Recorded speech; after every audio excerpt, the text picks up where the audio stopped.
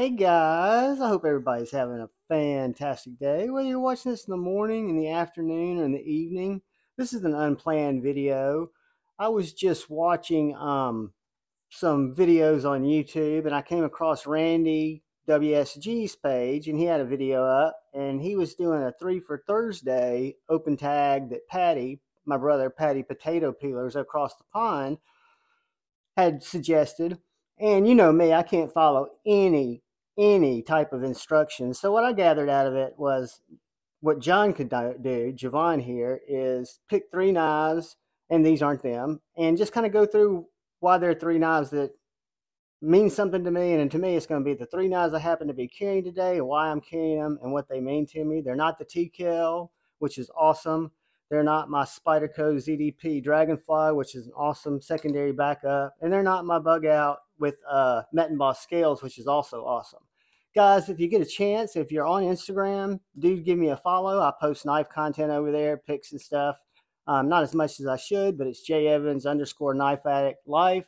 And mainly, I just want to thank all my channel members. Thank you, thank you, thank you. And thank any of you who are coming by to watch any of my EDC content. So today, I wanted to talk about three knives, and I'm going to just take the three that are in my pocket. And then we're going to kind of look at what we've got and why we've got it. So let me unclip that. All right.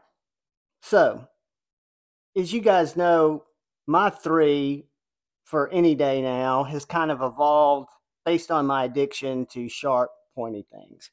I fell down, loved the folders starting in COVID, really got back into them, started collecting them like a madman, starting with all kinds of budget knives, brought them in. It was always a mail day. And then I fell down a fixed blade EDC rabbit hole that I've just enjoyed, and I've picked up several, and most recently I've discovered slip joints. So what I wanted to talk about today is the three knives that are in my pocket. Starting off with the Liong Field Duty folder. This is the full-size Field Duty folder. This is actually Liong's knife. I am in the process of pulling myself together to buy it, which I really love it, and I'm going to end up buying it because I can't make myself send it back. The Field Duty EDC, I think, as you guys know, is my #1 go-to knife. It's my favorite knife of my collection. This is the retuned, revised version that I rediscovered at Blade Show 2022 this past year when I was at Liong's booth. I could no longer front flip this knife, which to me is a good thing because it's got the detent that I love about the EDC Field Duty that is my, again, #1 knife in my collection. This is a bigger version, so this is a bigger knife than the EDC, the Field Duty EDC, and it's also in S90V steel as opposed to the LMAX. It's a liner lock as opposed to a frame lock. It's in beautiful, beautiful cross-cut Arctic carbon fiber that is just, I mean, stunning. It's got this wire wash titanium bolster, and it's just beautifully hand rubbed S90V blade. I love this knife. I love his designs. And this is in my right pocket where it's gone back now. And then let's talk about the slip joint, which I was not only a very slow adopter to slip joints, because I think I've found out why. When I was a child, about 7 years old, I had a traumatic experience where my dad had left a knife open that he was sharpening, two little blades, told me not to fuck with it while he went and got something else to sip on. I picked it up, cut my finger. I remember getting a cut and getting an ass chewing all at the same time. So maybe that's why I was so resistant to slip joints.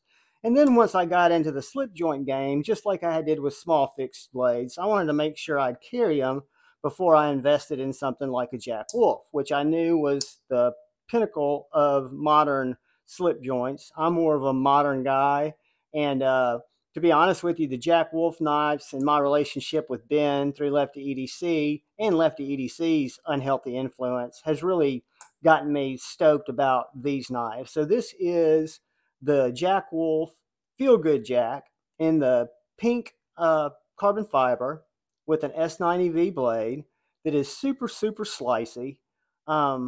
I don't have a lot of slip joint experience into what to compare it to. I do have a lot of traditional knives that I've collected now. I've got a GEC coming, which is kind of going to be my prized possession because I've always wanted a GEC, just didn't think I'd ever be able to obtain one. Thanks to a good friend of the community, I hooked up and I am stoked. So, but the Jack Wolf knives, guys, I can't say enough about them. I have two. I have the Feelgood Jack, which stays in my pocket 80% of my Jack Wolf time. And then I've got the low drag Jack, which was my first Jack Wolf, which I absolutely love too. Actually went to get the Feelgood Jack, saw that they had a low drag in stock, got it instead, came back to get the Feelgood.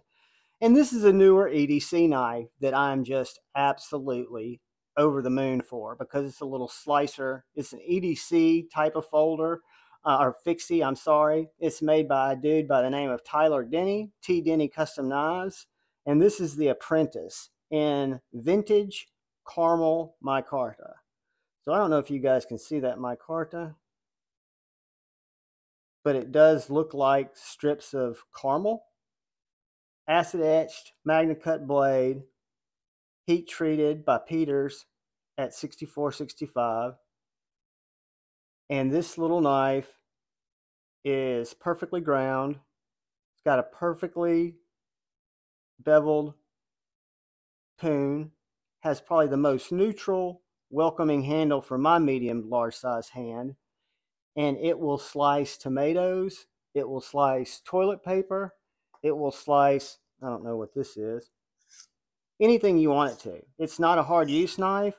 It is thin. It is, wow, I just jabbed it in the side of my hand almost. What I think is impressive about this knife,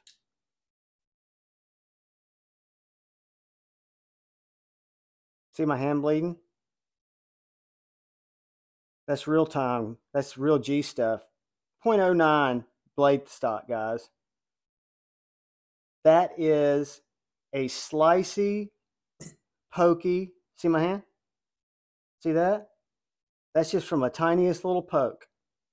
So I love this knife. And I keep it in my back pocket. Snaps right into the sheath with the ulti clip. So I've got the T.Denny Customs Apprentice. There's some of these available on his site, tdenny.com. Jack Wolf knives. We've got some new knives coming out with the laid back Jack in a day or two with some new handle materials. And we've got the Liong Field Duty EDC. And then since I don't do any type of edits, we got this lovely knuckle cut, which is more of a knuckle stab.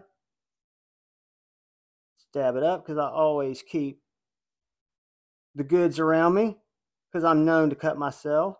So that's it, guys. That is my interpretation of a 3 for Thursday. Throw you another video up for the day. And again, this was inspired by Randy WSG. If you're not following Randy, I'm going to put a link to his channel in my description of this. I'm going to put a link to Patty Potato Peelers.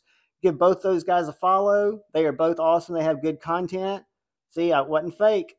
I really stabbed myself for you, for the people that I love, the knife community, to do my, again, week ADHD rendition of 3 for Thursday.